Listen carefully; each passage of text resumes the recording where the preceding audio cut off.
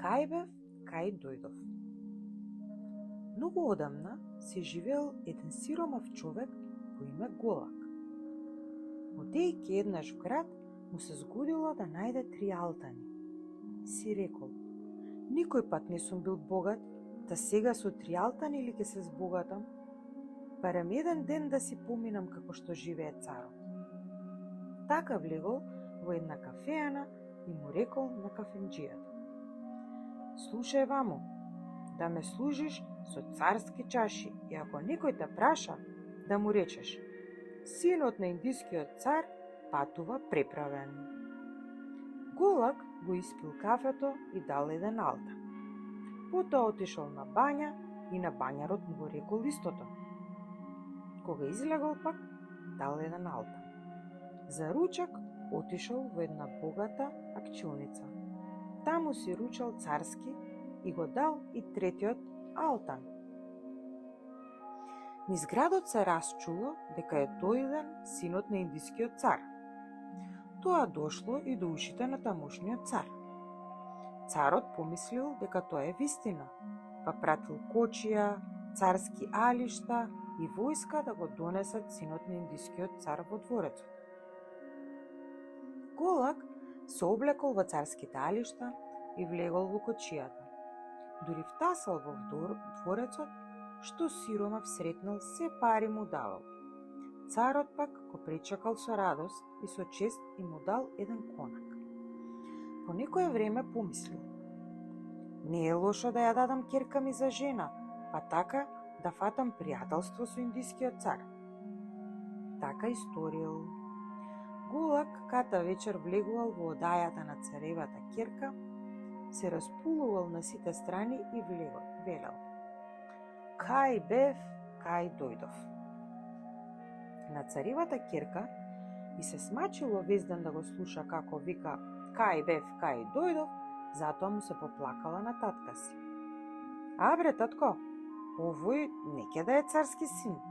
Секој пат кога влегува кај мене, се чуди и вика кај бев, кај дојдов. Царот си помислил дека тој вели така оти неговите дворци не се толку убави како татковите. Затоа наредил да го преместат во друг дворец, уште поубав. Арно, ама тој и таму си велел кај бев, кај дојдов. Најпосле царот се налутил и го затворил во зандани. Потоа ги собрал своите советници и им раскажал што станало. Тие му рекле: пиши му едно писмо на индискиот цар и прашај го дали има син во тугина. Да не му е овој вистински, да после да ни направи некое зло. Царот за еден час зел книга и напишал: еден човек по име Голак во мојата земја се кажа за твој син.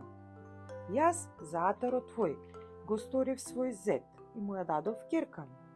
Сега ти се молам да ми кажеш дали имаш таков син на тугина, да ти го пратам со ќерка ми. Индискиот цар за късметот на Голак немал машки челат, па кога го прочитал писмото си рекол: овој човек што бил толку итар да се стори царски зет со моето име, па јас нема да го одречам. Така му пишал на царот: вистина, имам таков син, од многу години заскитан. Ќе ти бидам благодарен ако ми го пратиш што побрзо. Царот, откако го прочита писмото, ја искарал ќерка си. Го извадил Голак од зандани и му пратил заедно со ќерка му кај индискиот цар. Кога се јавил Голак пред него, му се поклонил доземи и му рекол: довде дојдов со името твое. Сега, како што ти носи честа, така направи. Кога си бил толку итар од гол да се сториш царски зет, и јас не те одречувам, му рекол царот.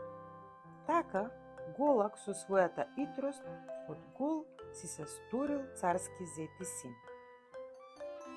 За повеќе интересни приказни, бајки и сказни, како и за подршка и подобрување на каналот, ве молиме стиснете сапскриб.